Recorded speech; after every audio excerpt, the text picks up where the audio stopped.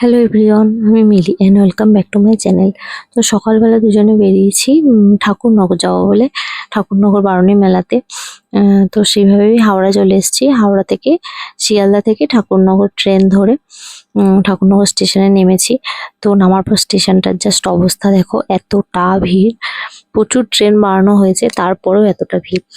এই বছর স্নানের টাইম ছিল 24 ঘন্টা প্রায়।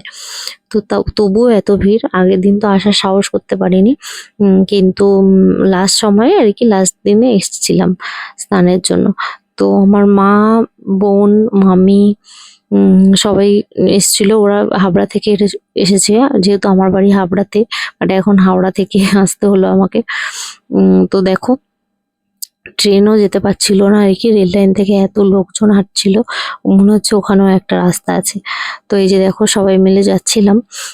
কোনো বছরই যাওয়া হয় না আর কি আমাদের হাবড়া থেকে ঠাকুরনগর একটুখানি, তবুও এই ভিড়ের ভয়ে যাওয়া হয় না, মাও যেতে পারে না।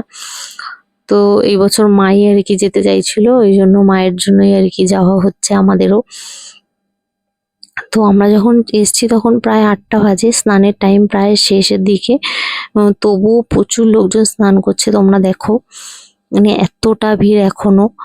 স্নানের টাইম শেষ হয়ে এসছে, তারপরেও প্রচুর লোকজন স্নান করছে। তো আমরা যেহেতু স্নান করব না, সেই জন্য ওদের সবাইকে, মা সবাইকে উপরে দাঁড় করিয়ে আমি নেমেছিলাম নিচে। গিয়ে একটুখানি জল নিয়ে এসেছিলাম সবার মাথায় ছোঁয়াবো বলে। তো সেটাই করেছি, স্নান আর করা হয়নি। ওই জন্য জল নিয়ে এসে সবার মাথায় জল দিয়ে দিয়েছি।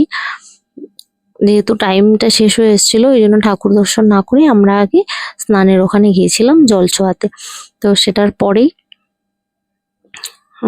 আমি যাই আর কি, মন্দিরের দিকে আস্তে আস্তে আমরা যাই।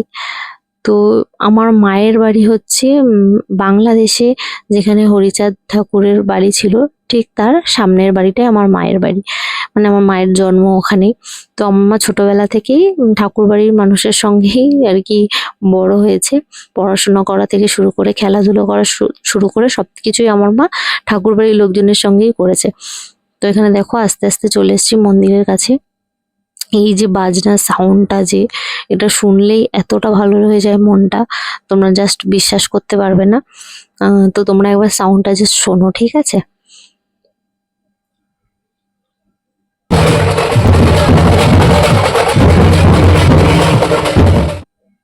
তো তারপরে চলে গেছিলাম ঠাকুর দর্শন করতে।